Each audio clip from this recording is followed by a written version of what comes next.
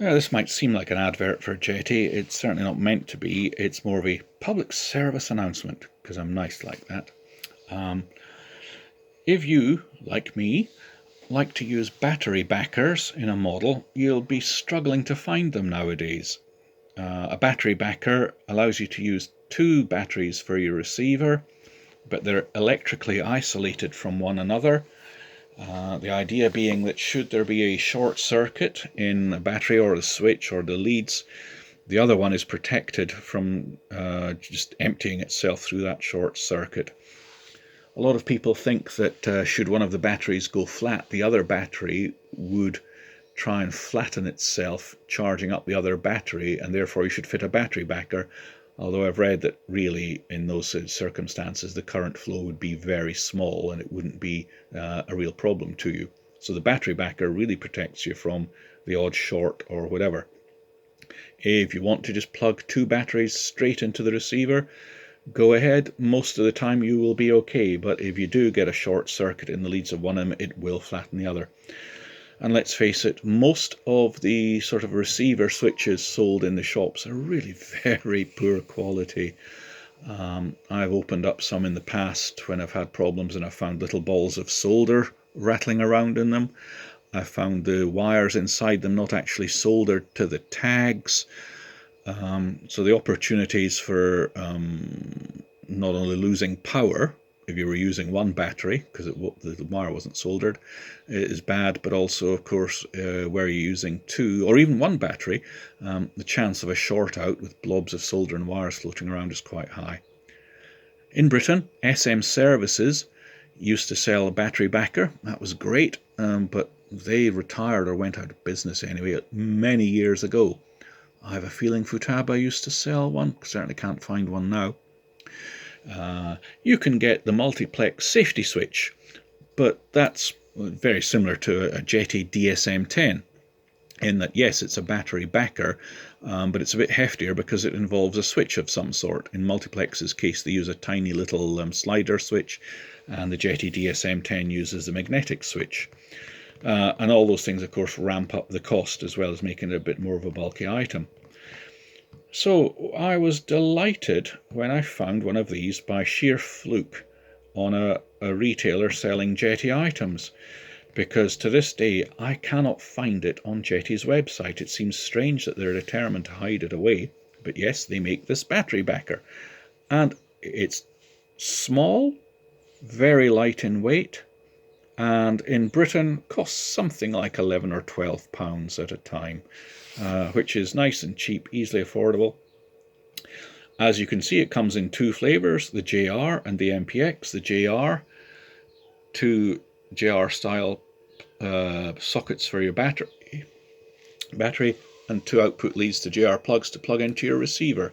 The output leads are common, by the way. It's not one of them connected to one battery and one to the other. It is a common output. And the MPX style, heftier cables with multiplex plugs there, and a single output with a big hefty cable to a single multiplex there. Rather handy if, for instance, you've got a Jeti receiver with the extended power cord. Being a battery backer, some sort of diode-ish type isolation going on, they will drop out a little bit of the voltage.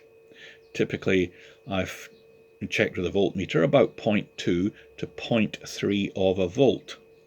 Exactly how much it drops out usually depends on how much current's flowing. The higher the current, the more the voltage will drop, but it's around, say, allow 0.3 of a volt. And that means don't use them with a 4-cell nickel battery, a nominal 4.8 volts, because you'll be straight down to about, well, nominally 4.5 volts. And you just don't want to give your receiver or servos any hassles of low voltage. But with a 5-cell nickel battery or a 2S lithium battery, yeah, go ahead, fill your boots. Remember, though, to adjust your voltage alarms if you're running them in a Jeti transmitter. You don't need to use these with Jeti radio, by the way. They are just battery backers. They work with any radio. But if you're using voltage alarms in your transmitter to warn you, about low voltage, remember to adjust it down by, say, 0.3 of a volt compared to what you would normally run at, just to allow for the fact this is dropping the voltage. So the battery might well be up at 5 volts, but the output here will be down at 4.7-ish, 4.8. That's literally all I've got to say about those. If you're looking for a battery backer, hooray, we found them again, even though Jeti's doing its best to hide them. And that's the real reason I wanted to make this little video, to let you know they are available. However, I also thought I might tell you about this little thing as well. Yes, there's the green MPX plug, but what's this on the end of it? It doesn't come like that, and don't you wish that all MPX plugs came like that? If you have power box equipment, they have a lovely black plastic moulding around them, just like this.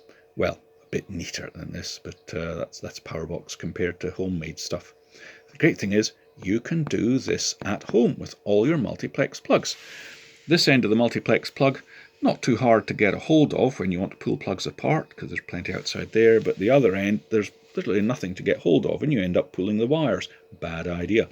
What you need is 2 items. You need a hot melt glue gun, for that's what that is, and the mould to do it in. Here it is. It's made in, I believe it's Germany.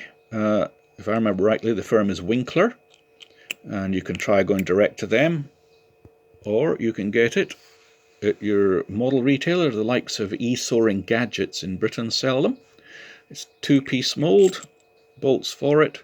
This is an aluminium. They now make them in Teflon, which just saves you giving a spray of little, silicon furniture polish as a release agent. It'll work more easily. And they do them for the MPX green plugs, the multiplex 8-pin plugs as well. They do them for XT60s and other popular plugs. And it fits both ends, so you can put that end in and that end in. Same with the XT60s and others, you put them in. You just put your plug and wires in there. Yep, it fits down. You leave it in. Bolt the other side on. You turn it over, and you just put your hot glue gun there and inject glue into it until it comes out of the little vent or out of the wire end. Give it a couple of minutes to cool off, undo the bolts, stick a screwdriver in the slot there and twist it to ping them apart. Pull it out, and there you have a lovely solid thing to grip hold of. It provides beautiful insulation for the wires in there. Of course, it strengthens the joint. You're not going to be pulling the wires off easily. So there you go. Have fun with those.